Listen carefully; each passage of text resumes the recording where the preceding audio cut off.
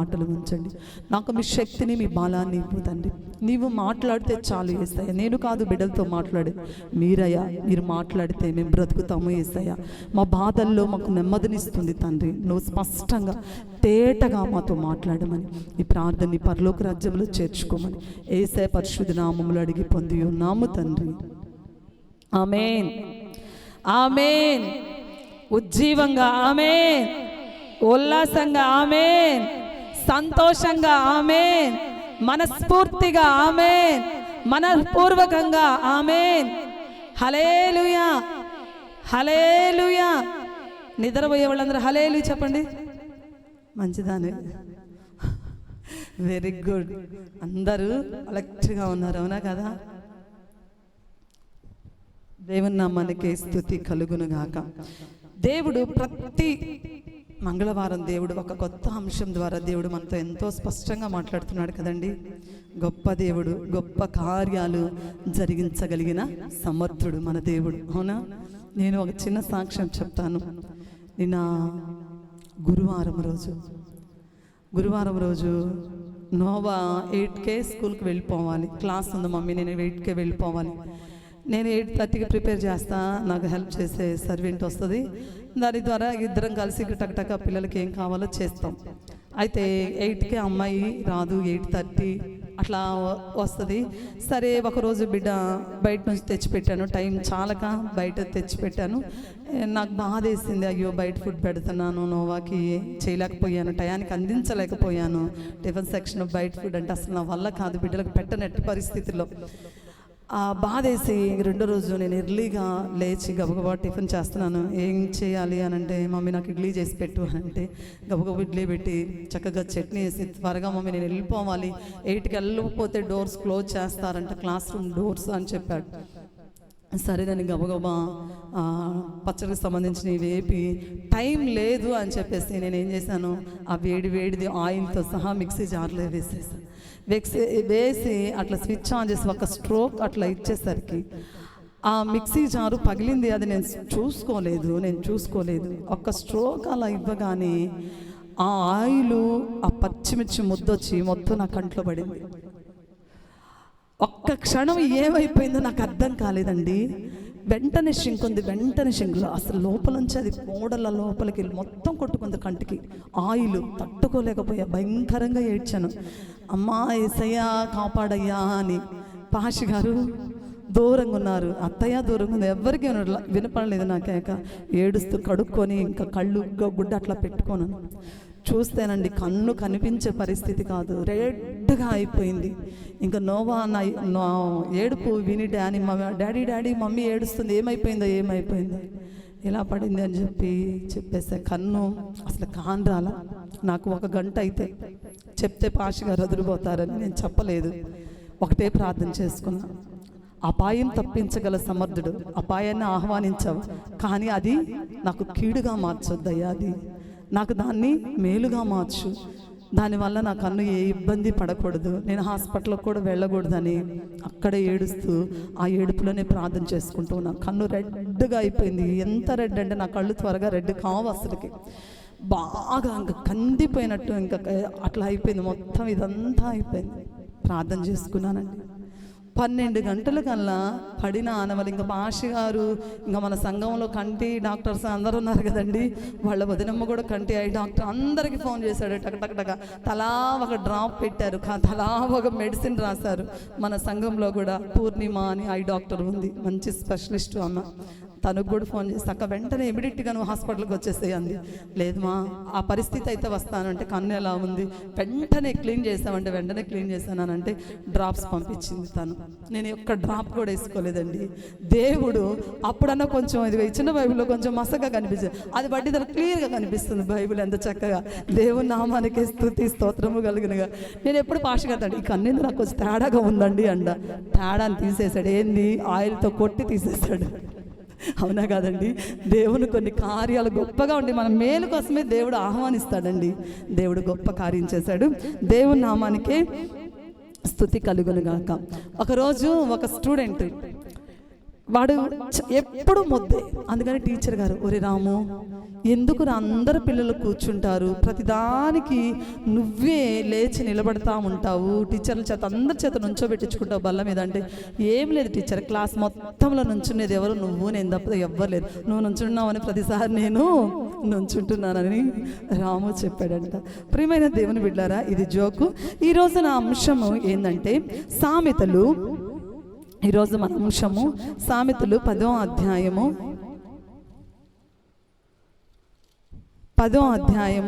24వ వచనం చదవండి.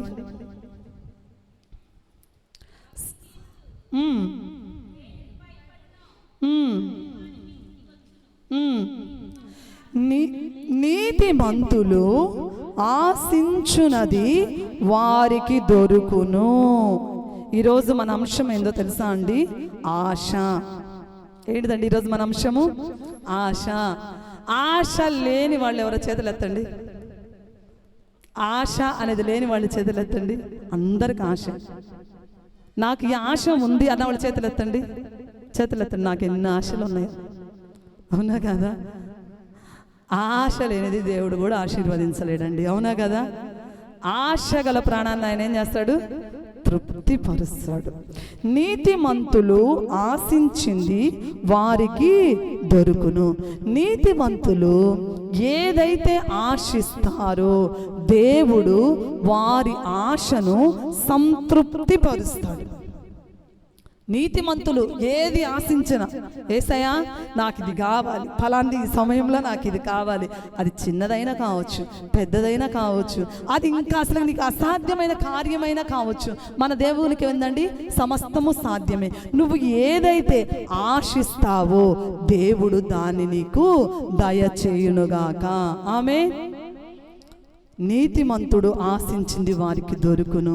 నీతిమంతులు ఆశించింది దేవుడు వారికి శీఘ్రముగా ఇస్తాడండి, శీఘ్రముగా వారికి దయచేస్తాడు.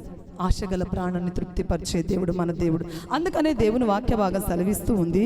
1 యోహాను 2వ అధ్యాయం 17వ వచనం చదవండి. 1 యోహాను 2వ అధ్యాయం 17వ వచనం.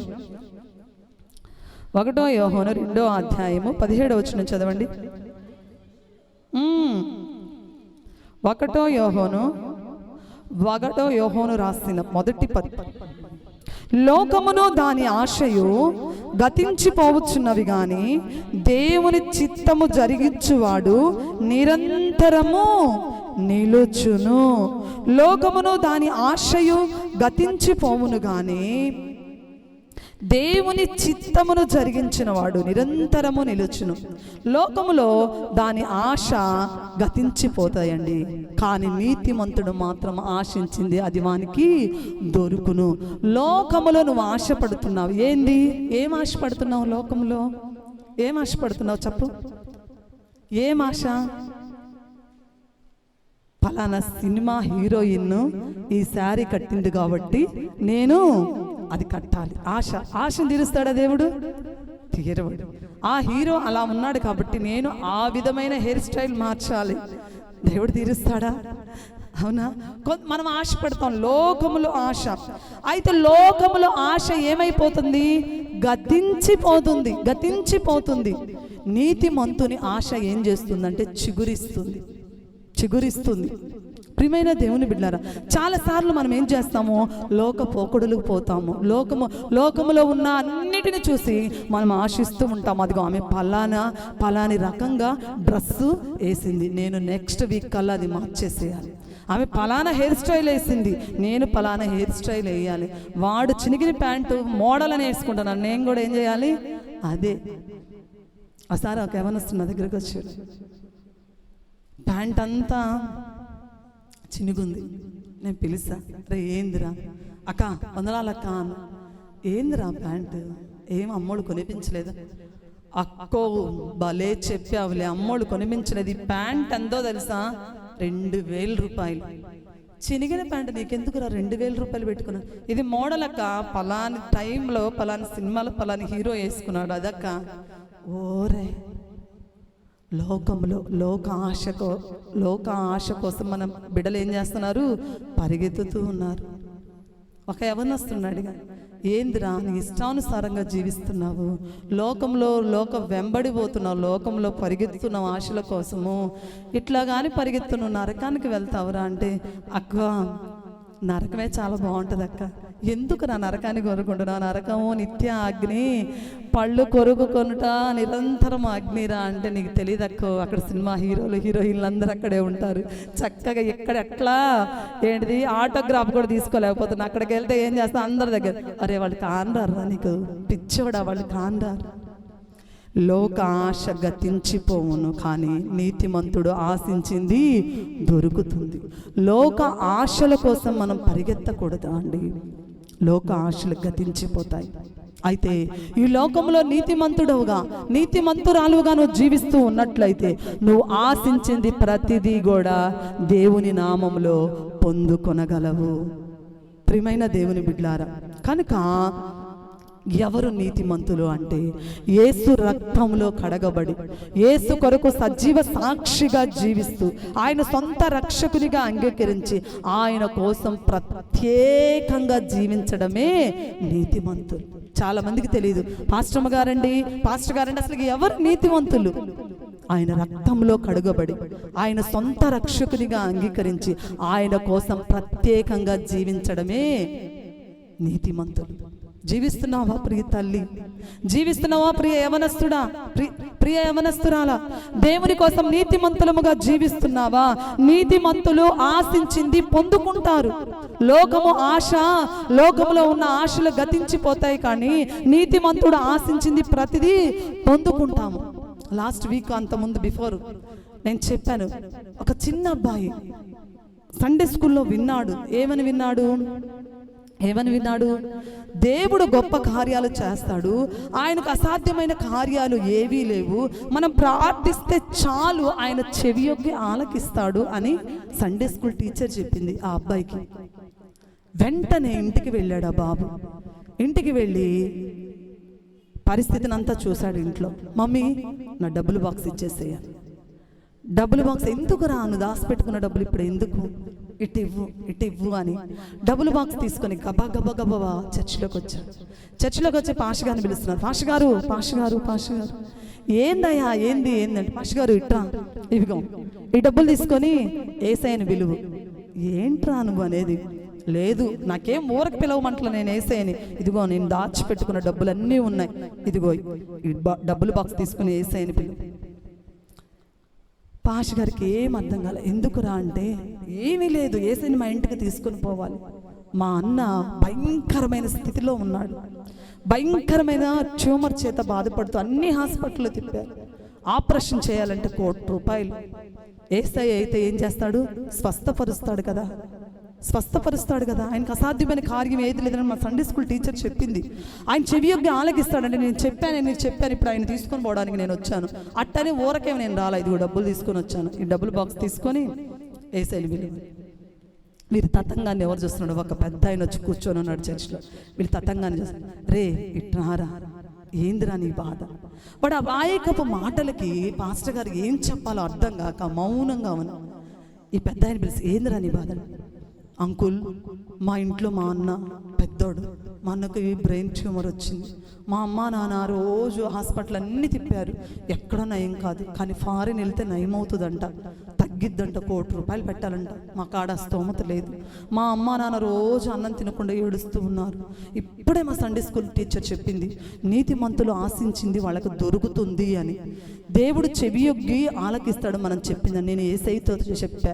అట్టని ఏసై నేను ఊరకు తీసుకుపోను, ఇదిగో డబ్బులు బాక్స్, నీ డబ్బులు కూడా అక్కడ పెట్టి, అసలు మీ ఇల్లు ఎక్కడా అని. రండి తీసుకెళ్తానని ఇంటికి తీసుకువెళ్తే ఆ పెద్ద ఆయన చూసేసరికి వాళ్ళన్న దయానీయకమైన పరిస్థితిలో ఉన్నాడు. చూశాడు, ఏంటమ్మా పరిస్థితి? ఇదయ్యా, ₹1,00,000 పెట్టి చూపించే స్తోమత నా దగ్గర లేదు, మా దగ్గర లేదు, ఉన్న ఆస్తంతా నా బిడ్డ కోసం వెచ్చించా, మా దగ్గర చిల్లి గవ్వలేదు. వెంటనే ఆయన, నేను తీసుకెళ్తాను, నాతో పంపించండి అని చెప్పి ఫారిన్ తీసుకెళ్ళి ఆపరేషన్ చేయించుకొని తీసుకొచ్చి, ఇంతకీ ఆయన ఎవరు? పేరుగాంచిన డాక్టర్. ₹1,00,000 ఆయనే పెట్టుకొని చూపించాడు. అవునా కాదండి? నీతిమంతులు ఆశించింది ఏమవుతుంది? వారికి దొరుకుతుంది. మనం ఏదైతే ఆశించి దేవుని సన్నిధిలో ఆ బిడ్డ అమాయకంగానే వచ్చాడు. దేవుడు కార్యం చేస్తాడని ఆ బిడ్డ నమ్మాడు. అవునా? నమ్మాడు కాబట్టే గొప్ప కార్యం తన అన్నను బ్రతికించుకున్నాడు. కనుక నీతిమంతుడు ఆశించున్నది ఏమవుతుంది? వారికి దొరుకుతుంది. చిన్న బిడ్డే కావచ్చు, ఆ చిన్న బిడ్డ ప్రార్థనను కూడా దేవుడు ఏం చేశాడు? త్రోసివేయలేదు. ఆ బిడ్డ ప్రార్థనను విన్నాడు. ఈరోజు మన అంశము ఆశ. ఆశ. నీతిమంతులు ఆశ దేని మీద ఉంటుంది? నీతిమంతులు ఆశ దేని మీద ఉంటుంది? ఇప్పుడు మనం అనుకోవాలి, అసలు మేము నీతిమంతులమా కాదా, దీని మీద నా ఆశ ఉందా లేదా? ఈరోజు మనకు మనమే సెల్ఫ్ పరీక్ష చేసుకోవచ్చు. అసలు మేము నీతిమంతులమేనా? మా ఆశ దేని మీద ఉంది? నీతిమంతుల ఆశ దేని మీద ఉంటుందో చూద్దామండి. చూడండి, కీర్తనలు 119వ సంకీర్తన 74వ వచనం. 119వ సంకీర్తన చదవండి.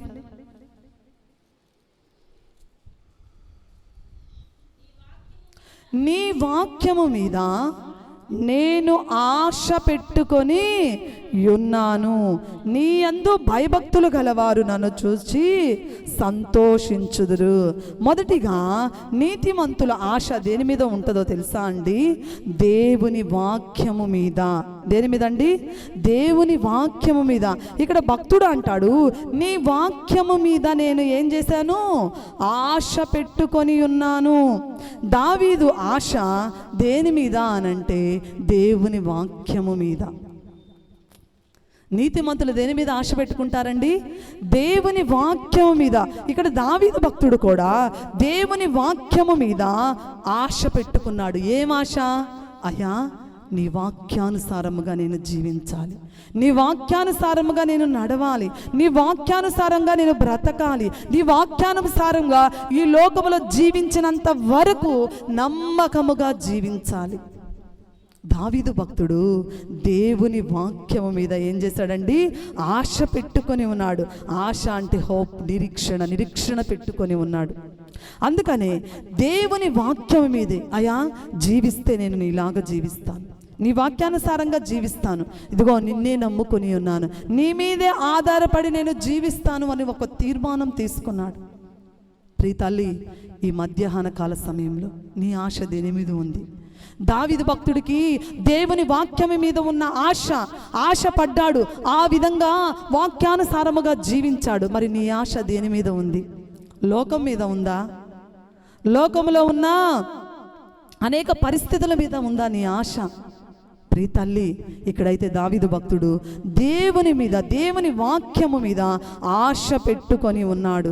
దేవుని వాక్యం మీదే ఆధారపడి జీవించాలని ఆశ పెట్టుకున్నాడు. దేవుని మాట మీదే బ్రతకాలని ఆశ పెట్టుకున్నాడు. అందుకనే దేవుని వాక్య భాగము సెలవిస్తుంది. చూడండి, కీర్తనలు 19వ సంకీర్తన చూడండి. కీర్తనలు 19వ సంకీర్తన 13-14 వచనాలు చదవండి.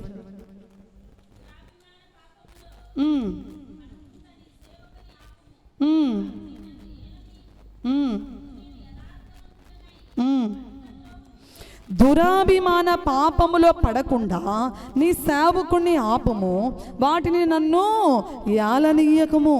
ఇక్కడ దావీదు భక్తుడు అంటున్నాడు, అయ్యా దురాభిమాన పాపములో పడకుండా నీ సేవకుణ్ణి ఆపుము, వాటిని దురాభిమాన పాపాన్ని నా మీద యాలనీయకుండా చెయ్యి. నేను ఆశ పెట్టుకున్నాను నీ మీద, నీ వాక్యం మీదనే ఆశ పెట్టుకున్నాను. దురాభిమాన పాపములో నన్ను పడకుండా చెయ్యి. అప్పుడు నేను యథార్థవంతుడనై అధిక ద్రోహము చేయకుండా నిందారహితుడనగుదును. ఈరోజు ప్రార్థన చేస్తావా దేవుని సన్నిధిలో? దురాభిమాన పాపములో నేను పడకూడదయ్యా, దురాభిమాన పాపములో పడకూడదు. లోక ఆశల్లో నేను సతమతం అవ్వకూడదు. లోక ఆశల్లో, లోక పోకడలకు నేను పొంగిపోకూడదు. దురాభిమాన పాపములో పడకుండా నా జీవితాన్ని నువ్వేం చెయ్యి? కాపాడయ్యా, పవిత్రంగా ఉంచు. అలనాడు యోసేపును ఉంచావు కదా, ఎస్తేరును ఉంచావు కదా, ఒక భద్రముగా కాపాడి ఒక మంచి భవిష్యత్తును ఇచ్చావు కదా. ఈరోజు దావీదు వేడుకున్నట్టు నేను నీ సన్నిధిలో కూడా వేడుకుంటున్నాడు. దురాభిమాన పాపంలో పడనీకుము. నీకు ఏదైనా అవిధేయమైన కార్యము ఉంటే నేను దానిలో పాలు పొందకూడదయ్యా. నీకు ఇష్టమైన మార్గంలో నేను నడవాలి. నీకు ఇష్టమైన మార్గంలో నడవాలి. ఎవరిని నేను అనుసరించకూడదు. నేను ఒక కోతి కూడా ఒక చోట సర్కస్ జరుగుతూ ఉంటే వెళ్ళింది. వాళ్ళు వేసుకునే వేషాలన్నీ కోతి చూసింది.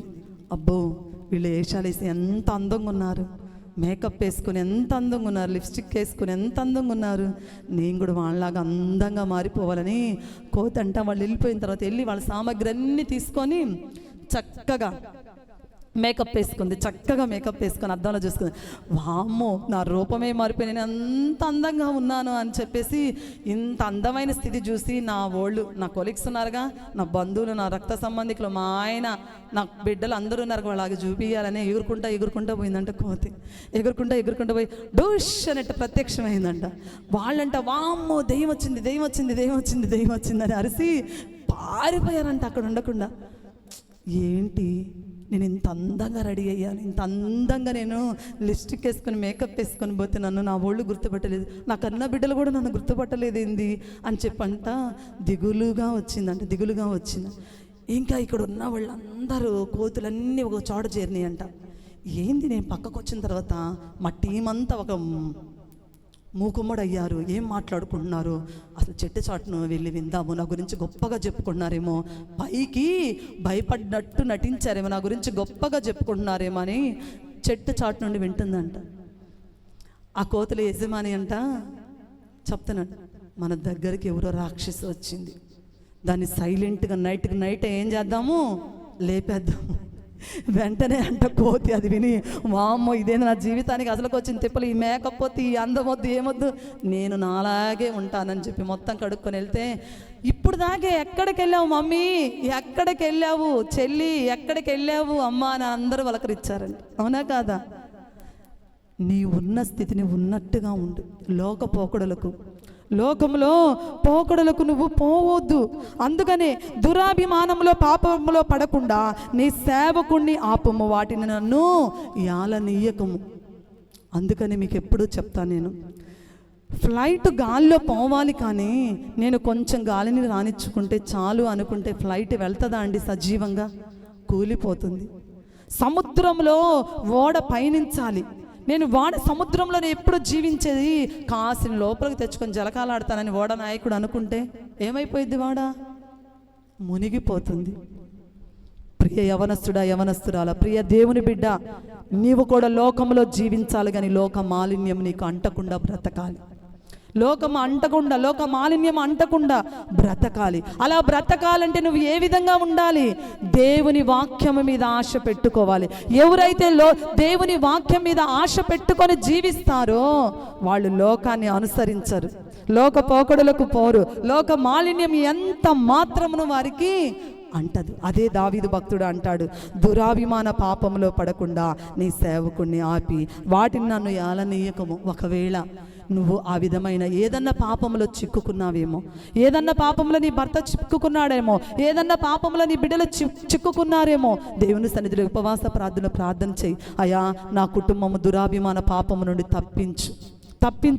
ఆ పాపం, ఈ లోకము మా మీద ఏలుబడి చేయకూడదు. నీ వాక్యానుసారంగా జీవించే జీవితాలు నాకు, నా బిడ్డలకు, నా భర్తకు, నా భార్యకు, నా బంధువులకు నువ్వు అనుగ్రహించయ్యా అని ఉపవాస ప్రార్థనలో ప్రార్థన చేద్దాం. నీతిమంతులు దేని మీద ఆశ పెట్టుకుంటారండి? ఆశ దేవుని వాక్యము మీద. దేవుని వాక్యము బాధల్లో నీకు నెమ్మదినిస్తుంది. దేవుని వాక్యము ఏ విధంగా నడవాలో నీకు నడకను నేర్పిస్తుంది.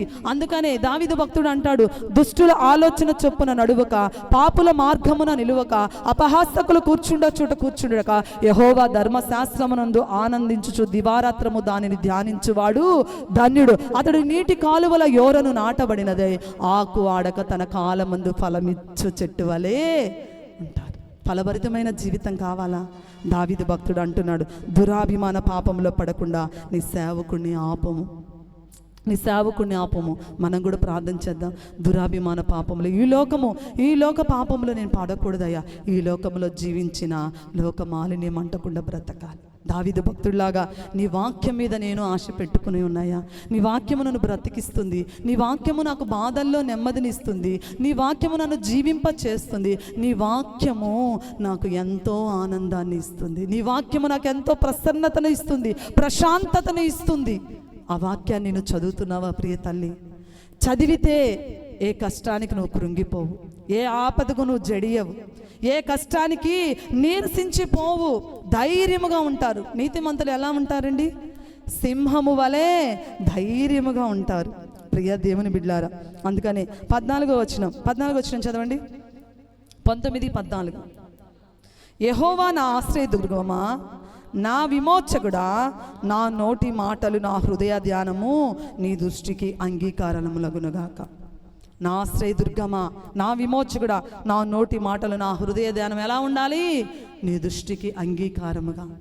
మన నోటి మాటలు ఎలా ఉన్నాయి? మన నోటి మాటలు ఎలా ఉన్నాయండి? మన హృదయ ధ్యానం ఎలా ఉంది? నీ ఆలోచన విధానం ఎలా ఉంది? ఏ విధమైన ఆలోచనలు వస్తున్నాయి? ఇతరులకు కీడు చేసే ఆలోచనలు వస్తున్నాయా? అయితే దేవుని వాక్యానుసారంగా నువ్వు జీవించటం లేదు, దేవుని వాక్యానుసారంగా నువ్వు నీతిమంతులుగా నువ్వు జీవించటం లేదు. కొంతమందికి వస్తాయండి ఆలోచన, చెడ్డ ఆలోచనలన్నీ వాళ్ళకే వస్తాయి. ఒక యవనస్తురాలు నాతో అంటుంది, అక్క ఈ మధ్య నాకేందోనక్క అసలు బ్రిడ్జి ఎక్కితే నీళ్ళని చూసి దూకాలనిపిస్తుంది. అవునా కాదండి? దురాల ఆలోచనలు. నా నోటి మాటలు నా హృదయ ధ్యానం నీ దృష్టికి అంగీకారముగా. అయ్యా, నేను ఆలోచించే ఆలోచన, నా నోటి మాట. కొంతమంది నోరు తెరుస్తానండి, ఇంకేమంది?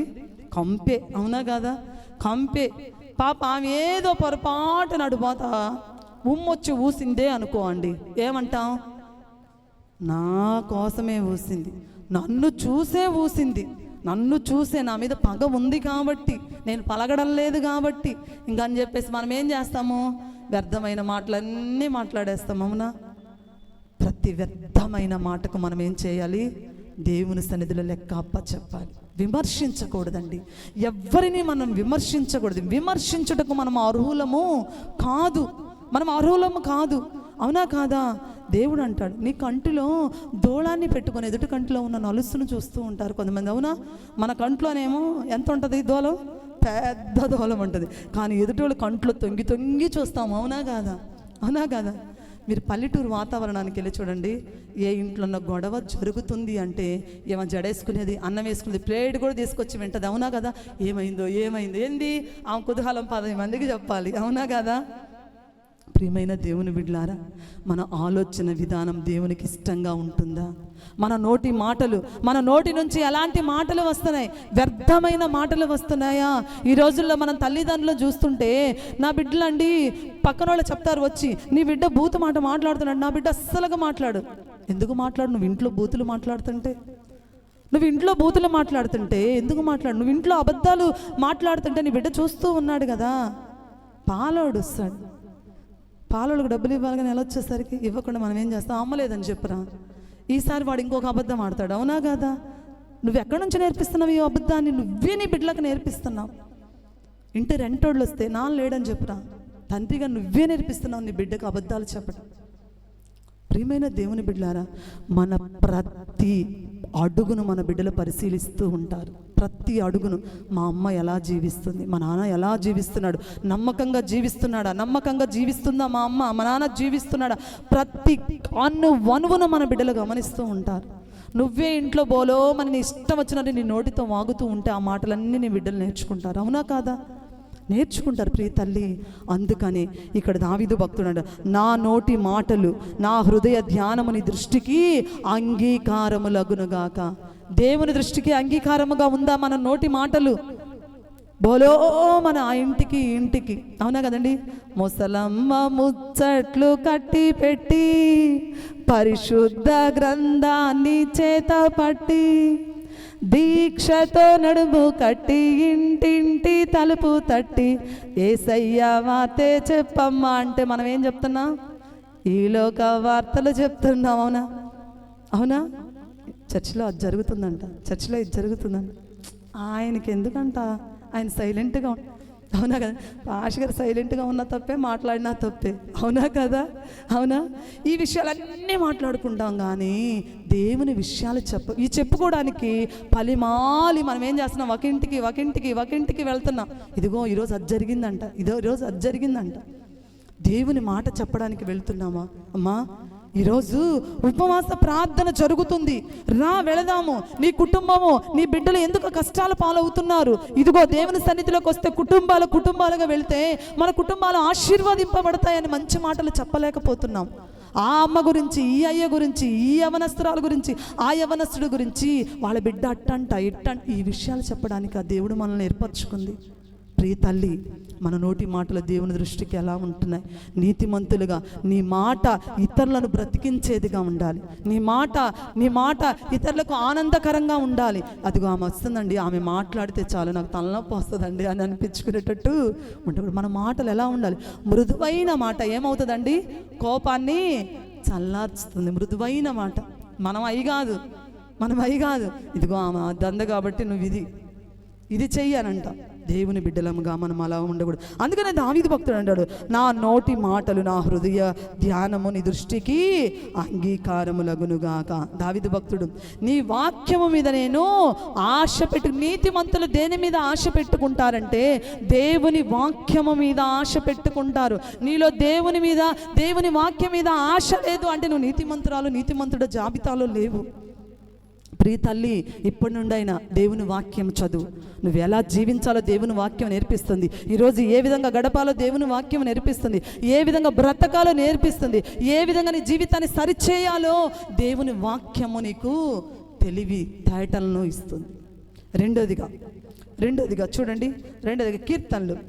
నీతిమంతుడు దేని మీద ఆశ పెట్టుకుంటాడంటే మొదటిగా దేవుని వాక్యం మీద ఆశ పెట్టుకుంటాడు. 84వ సంకీర్తన 2వ వచనం.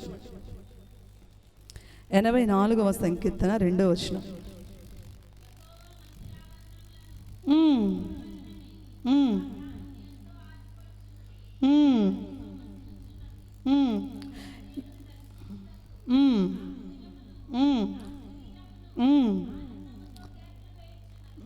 Very good. యెహోవా మందిర ఆవరణములను చూడవలనని నా ప్రాణము ఎంతో ఆశపడుచున్నది, అది సొమ్మసిల్లుచున్నది. జీవము గల దేవుని దర్శించుటకు నా హృదయమును నా శరీరమును ఆనందముతో కేకలు వేయించున్నది. మొదటిగా నీతిమంతుల ఆశ మొదటిగా దేవుని వాక్యము మీద ఉంటుంది. రెండవదిగా ఆయన మందిర ఆవరణమును చూడవలనని ఆశ ఉంటుంది. దేవుని మందిర ఆవరణం మీద ఆశ ఉంటుంది. ఎవరికైతే, మీ అందరికీ దేవుని మందిరం మీద ఆశ ఉంది. అందుకని ఉపవాస ప్రార్థనకు వచ్చారు. దేవుని మందిరం మీద మనకేముండాలంటే ఆశ ఉండాలి. దేవుని వాక్యం మీద ఆశ ఉండాలి. దేవుని మందిరం మీద ఆశ ఉండాలి. దేవుని సన్నిధిలో నేను గడపాలి. నువ్వు వచ్చావు, నీ బిడ్డలేరి? నువ్వు వచ్చావు, నీ భర్త ఏడి? నువ్వు వచ్చావు, నీ భార్య ఏది? ఏమైపోయారు? వాళ్ళు ఎందుకు వ్యర్థంగా వదిలిపెడుతున్నావు? నీతో తీసుకొనిరా. చేతనైనంతవరకు దేవుని మందిర ఆవరణంలో మనం గడపాలమ్మా. ఈరోజు ఒక ప్రత్యేక దినం ఇది, ఉపవాస ప్రార్థన. మన జీవితాలు కట్టుకోవడానికి దేవుడు ఏర్పరిచిన ఒక శుభదినము ఇది. దీన్ని వ్యర్థము చేసుకోకూడదు. మనము రండి వెళదాము, దేవునిలో గడుపుదాము. దేవుళ్ళో గడిపితే దేవుడు గొప్పగా మన జీవితాలను ఎంతగానో ఆశీర్వదిస్తాడు. తల్లిగా మనం చెప్పాలి, దేవుని మందిర ఆవరణము చూడవలనని ఆశ. దేవుని మందిర ఆవరణంలో ఒక్క దినము గడుపుట ఎన్ని దినాల కంటే శ్రేష్టం అండి? 1000 దినముల కంటే శ్రేష్టం. ఒక్క దినాన్ని నువ్వు పోగొట్టుకుంటున్నావంటే దేవుని సన్నిధిలో 1000 దినాలను కోల్పోతున్నావు. అన్నాను ప్రవక్తి దేవుని మందిరంలో రేయం పగళ్ళు ఉపవాసముతో దేవుని మందిరంలో జీవించిందండి. అన్నాను ప్రవక్తి. ప్రియమైన దేవుని బిడ్డలారా, దేవుని మందిరంలో ఎన్నో సమృద్ధి ఉందండి. దేవుని మందిరంలో ఆయన సంచరిస్తూ ఉంటాడు. దేవుని మందిరంలో ఆయన నివాసము చేస్తాడు. అందుకని దేవుని మందిరంలోకి వచ్చి నువ్వు ఏది ప్రార్థించినా ఆయన ప్రతి ప్రార్థన ఆలకించి సఫలపరుస్తాడు. ప్రియమైన దేవుని బిడ్డ, అందుకనే దేవుని వాక్య బాగా సెలవిస్తుంది. కొరహ కుమారులు చెప్తూ ఉన్నాడు. చూడండి 42వ సంకీర్తన 42 మొదటి వచనం చదవండి. దుప్పి నీటి వాగుల కొరకు ఆశపడినట్లు దేవా నీ కొరకు నా ప్రాణము ఆశపడుచున్నది, నా ప్రాణము దేవుని కొరకు తృష్ణగొనుచున్నది, జీవము గల దేవుని కొరకు తృష్ణగొనుచున్నది. దేవుని సన్నిధికి నేను ఎప్పుడు వచ్చేదనో ఆయన సన్నిధిని నేను ఎప్పుడు కనుక కోరహ కుమారులు దుప్పి నీటి వాగుల కొరకు ఆశపడినట్లు దేవా నీ కొరకు నా ప్రాణము తృష్ణగొనుచున్నది, ఆశపడుచున్నది. జీవము గల దేవుణ్ణి చూడాలి, ఆయన కనులారా చూడాలి, ఆయన కనులారా ఆరాధించాలి. దుప్పి కూడా అండి నీటి వాగుల కోసం ఎడారిలో పరిగెత్తుతూ ఉంటుంది. నీటి వాగులు కనిపిస్తూ ఉంటాయి, అవునా కదా? ఇప్పుడు మనం వెళ్ళేటప్పుడు రోడ్డు మీద వెళ్తూ ఉంటాము, రోడ్డు మీద తార్ రోడ్డు మీద మనం దూరంగా ఉంటే అక్కడ చాలా వాటర్ ఉన్నట్టు కనిపిస్తాయి, ఎండమావులు, అవునా కదా? నీళ్ళు నేను పరిగెత్తుతూ ఉంటుంది దుప్పి. ప్రియమైన దేవుని బిడ్డలారా, మనం చూసినట్లయితే దుప్పి నీటి వాగుల కొరకు ఆశపడినట్లు, ఒక దుప్పి ఆకలి అయితే ఎంత ఆశపడుతుందని వాటర్ తాగాలని ఉంటుందా? ఆశపడినట్లు దేవా నీ కొరకు నా ప్రాణము ఆశపడుతుంది, నా ప్రాణము దేవుని కొరకు తృష్ణగొనుచున్నది. దేవుని కొరకు మనకుందండి తృష్ణ. యేసయ్య సన్నిధిలో గడపాలి, ఆయన్ను ఆరాధించాలి, మనసారా ఆరాధించాలి. దేవుని సన్నిధికి నేను ఎప్పుడు వెళ్ళాలి? మనం వెళ్తాం ఎప్పుడు? పాటలు అయిపోయినాయా? ఆరాధన అయిపోయిందా? సాక్ష్యాలు అయిపోయినాయా? వాక్యం టయానికి వెళ్దామని. ఇంకొంతమంది ఎప్పుడు వస్తున్నారో తెలుసా? లాస్ట్ ప్రార్థన మనం ఉందాంలే, ఆశీర్వాదం ప్రార్థన చాలే. దేవుడు కూడా అంటాడు ఈ ఒక్క దీవెన నీకు చాలే అని. అప్పుడు ఏమైపోయిద్ది మన పరిస్థితి? అవునా? దేవుని కొరకు ఆశ ఉండాలి, దేవుని ఆవరణంలో జీవించాలన్న ఆశ మనకు ఉండాలి. హైదరాబాద్ నుంచి ఒక సిస్టర్ నాకు కాల్ చేసింది. సిస్టర్, నువ్వు ప్రతి ఉపవాస ప్రార్థన నేను గమనిస్తూ ఉన్నాను, కన్నీటితోనే ప్రార్థన చేస్తున్నావు. నిన్ను చూసి మాకు కన్నీరు వస్తుందండి. మా నాన్న కాకపోతే దేవుని చూసి నీకు రావడం లేదా? లేదు సిస్టర్, అది కాదు, నువ్వు చేసే ఆరాధన నువ్వు తెలియకుండానే మాకు కన్నీరు వస్తుంది. ప్రతి వారం చూస్తున్నా ఏడవకుండా మీరు అసలు ఉండడం లేదు. నేను నా దేవుణ్ణి తలుచుకున్న ప్రతి క్షణము నాకు ఏడుపు వస్తుంది. నా దేవునితో జీవించాలి, నా దేవునితో బ్రతకాలి. నీతో నుండుటాయే నా జీవిత వాంఛయా, నీ చిత్తం నెరవేర్చుటయే నా హృదయ తపనయ్యా. యేసయ్యా నిన్నే కదా నా ముందు నిలిపేను. ఆయన చిత్తం నెరవేర్చడమే నా తపన. మా అమ్మోళ్ళు సేవకులు కాదండి, మా అమ్మోళ్ళు మీలాగా విశ్వాసులు. మా తరంలో ఎవ్వరు సేవకులు లేదు. మీకు తెలియని ఒక రహస్యం, మా కుటుంబంలో ఫస్ట్ నుంచి విగ్రహారాధన. ఫస్ట్ నుంచి మా అమ్మోళ్ళు దేవుణ్ణి నమ్ముకోలా. సినిమాల చుట్టూ పుట్టల చుట్టూ నీళ్లు పోసిన వాళ్ళమే. కానీ సత్య దేవుణ్ణి తెలుసుకున్నాము. ఆయన కోసం బ్రతకాలి. మా అమ్మ నాన్న జీవించారు, దానికి అనుగుణంగా దేవుని కోసం ప్రత్యేకంగా బ్రతకాలని సేవకు సమర్పించుకొని వచ్చాను. నీతో నుండుటయే సేవకుడు ఆ వచనం స్టార్ట్ చేస్తే నా హృదయము వేదనతో నీతో నుండాలనే ఆశ. నా యవ్వన ప్రాయంలో తీర్మానం తీసుకొని వచ్చాను, యవ్వన ప్రాయంలో నిర్ణయించుకున్నానండి ప్రత్యేకంగా జీవించాలని. డిగ్రీ అంటే ఎంత వయసు అండి? అప్పుడు ఎంత వయసు డిగ్రీ అంటే? 18-17 సంవత్సరం. అప్పుడు తీర్మానం తీసుకున్న నా గృహంలో టీవీ ఉండకూడదు. నా బిడ్డలకు తెలియదు టీవీ అని. కొత్తగా ఇళ్ళకి వెళ్తే మమ్మీ వాళ్ళ ఇంట్లో ఏదో పెద్దది ఉంది మమ్మీ, మన ఇంట్లో కూడా పెట్టచ్చు కదా అంటే, అది టీవీ నానా. ప్రతిష్ఠితులమయ్యా దేవుని కోసం, ప్రత్యేకంగా దేవుని కోసం. దేవుని సన్నిధికి నేను ఎప్పుడు వచ్చేదనో ఆయన సన్నిధిని నేను ఎప్పుడు కనపడేదను. ఆ ఆశ మనలో ఉండాలండి. దేవుని మందిర ఆవరణంలో నా ఆశ అదే. బ్రతికితే ఆయన కోసం బ్రతకాలి. ఎన్ని అవమానాలైనా, ఎన్ని పోరాటాలైనా, ఎన్ని నిందలైనా వీటన్నిటిని లెక్క చేయకుండా యేసయ్య వైపు చూస్తూ పయనిస్తూ ఉన్నాం. చిన్న వయసులోనే తెలియని పరిస్థితిలో పరిచర్యకు వచ్చాం. ఎన్నో అవమానాలు, ఎన్నో నిందలు, అవునా కాదండి? ఒక చిన్న మాట చెప్తాను నేను. ఈ అమ్మాయిని ఏదన్నా అంటే ఏమవుతుంది? వెంటనే సౌజన్య వెళ్ళి మనీ దగ్గరికి వెళ్ళి, మణక్క ఏంటి నన్ను నువ్వు మాట్లాడావంట, ఎందుకు అన్నావు నువ్వు అన్నాలా అనడం తప్పు కాదా అని వెంటనే క్వశ్చన్ చేస్తుంది, అవునా కదా? కానీ ఆ అక్క మమ్మల్ని అంటుందని తెలుసు, ఆ ఆంటీ మమ్మల్ని అంటుందని తెలుసు, ఆ అంకుల్ మమ్మల్ని విమర్శిస్తున్నాడని తెలుసు. అవన్నీ తెలిసినా కానీ తెలియనట్టు మళ్ళీ మేమేం చేయాలి? వాళ్ళతో మాట్లాడాలి. నేను వాగ్దాన సందేశ కూడికలో ఎందుకో ఏడుపు వచ్చింది, అది తలుచుకొని. అయ్యా, లోకంలో అయితే ఎవరు ఒప్పుకారు కదా, కానీ అలాంటి ఓర్పును మాకు ఇచ్చావయ్యా. ఎన్నో మాటలు వినిపిస్తున్నప్పుడు ఎంతో బాధేస్తుందండి, కన్నీరు వచ్చేస్తూ ఉంటుంది. కానీ యేసయ్యను తలుచుకున్నప్పుడు అవన్నీ సులువుగా ఉంటాయి, అవన్నీ సులువుగా ఉంటాయి. నా యేసయ్య కోసమే అదే అనుకుంటా, నీతో ఉండుటయే నా జీవిత వాంఛయ, నీ చిత్తం నెరవేర్చుటయే నా హృదయ తపన. సేవకుడి తపన నా తపన. ఆయన చిత్తం నెరవేర్చాలి, ఆయన కోసం అనేక ఆత్మలను సంపాదించాలి, అనేక మంది దేవుని మందిర ఆవరణంలో నివసించాలి, దేవుని మందిర ఆవరణలో గడపాలన్న ఆశ ప్రతి ఒక్కరిలో కలిగించాలని ధ్యేయం. అదే కోరాహు కుమారులు కూడా ఇక్కడ అంటుంది, దేవా నీ సన్నిధిని నేను ఎప్పుడు వచ్చేదను, నీ సన్నిధిని నేను ఎప్పుడు కనబడేదను. దుప్పి నీటి వాగుల కొరకు ఆశపడినట్లు దేవాని కొరకు నా ప్రాణము తృష్ణగొనుచున్నది. ఆయన తలుచుకొని చూడండి ఎంత కన్నీరు వస్తుందో. దేవుని మందిరావరణంలో గడపాలన్న ఆశ ఉండాలి. అందుకని దేవుని వాక్య భాగం సెలవిస్తుంది. హెబ్రీలకు రాసిన పత్రిక 10వ అధ్యాయము 24వ వచనం చదవండి. హెబ్రీలకు రాసిన పత్రిక 10వ అధ్యాయము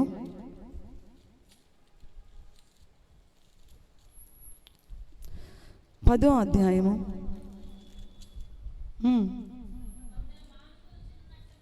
కొందరు మానుకొనుచున్నట్టుగా సమాజముగా కూడుట మానక ఒకరినొకడు హెచ్చరించుచు, ఆ దినము సమీపించుట మీరు చూచిన కొలది మరి ఎక్కువగా అలాగూ చేయొచ్చు, ప్రేమ చూపుటకును సత్కార్యములు చేయుటకును ఒకరినొకడు పురికొల్పులుకొని ఆలోచింతుము. కొందరు కొనుచున్నట్టుగా సమాజముగా కూడుట చాలామంది మానుకుంటున్నారండి. అవునా? కొంతమంది తొలి దినాల్లో ఉపవాస ప్రార్థన పెట్టిన తొలి దినాల్లో చాలామంది వచ్చారు, ఇప్పుడు వచ్చారు అంటే తొలి దినాల్లో వచ్చిన వాళ్ళు లేరు. అవునా కదా? చాలామంది మానుకొనుచున్నారు, సమాజముగా కూడుట మానుకొనుచున్నారు. దేవుని సన్నిధికి మానక రావాలి దేవుని సన్నిధికి. దేవుని సన్నిధిలో గొప్ప కార్యాలు ఎన్నో మేళ్ళు జరుగుతాయని వచ్చాయి. ఒకరినొకడు హెచ్చరించుచు, ఆ దినము సమీపించుట మీరు చూచిన మరి ఎక్కువగా అలాగూ చేయు, ప్రేమ చూపుటకును సత్కార్యములు చేయు, ఒకరినొకడు పురికొల్పుకొని రావాలండి. అక్క రండి మనం వెళ్దాం, ఉపవాస ప్రార్థన. పాస్టమ్ గారి ఆమె భారముతో పరిచర్య చేస్తుంది. మనం వెళ్ళి మన జీవితాలు బాగు కోసం, మన కుటుంబం బాగు కోసం, మన బిడ్డల భవిష్యత్తు కోసం, మన కుటుంబం క్షేమము కోసం మనం వెళదాము. ఒకళ్ళనొకళ్ళు ప్రేరేపించుకొని రావాలి. నెక్స్ట్ వీక్ వచ్చేటప్పుడు నీ ఇంటి పక్కన వారిని నువ్వు తీసుకొని రావాలి. నీ ఇంటి పక్కన వారిని, వాళ్ళు దేవుని తెలియక వ్యర్థం అవటానికి ఇష్టమా? వాళ్ళు కూడా దేవుని సన్నిధిలో రక్షణ మార్గంలో నడవాలి కదా. ఒకరినొకరు పురికొల్పుకొని కూడుకొని సమాజముగా మనం కూడుకుంటున్నాం. అక్కడ మన సంఘములో గొప్పగా ఉపవాస ప్రార్థన జరుగుతుంది. మీ బంధువులకు, మీ స్నేహితులకు లైవ్లో మీరు చూడండి, గొప్పగా ఉపవాస ప్రార్థన జరుగుతుందని చెప్తున్నామా? చెప్పడం లేదు. పురికొల్పుకొని దేవుని సన్నిధికి రావాలి. మరి రెండోదిగా అయింది, మందిర ఆవరణాన్ని చూడాలని ఆశ. లాస్ట్గా చూడండి, 2 పేతురు 3వ అధ్యాయము 2 పేతురు 3వ అధ్యాయము 2 పేతురు 3వ అధ్యాయం 12వ వచనం చదవండి. 11, 12.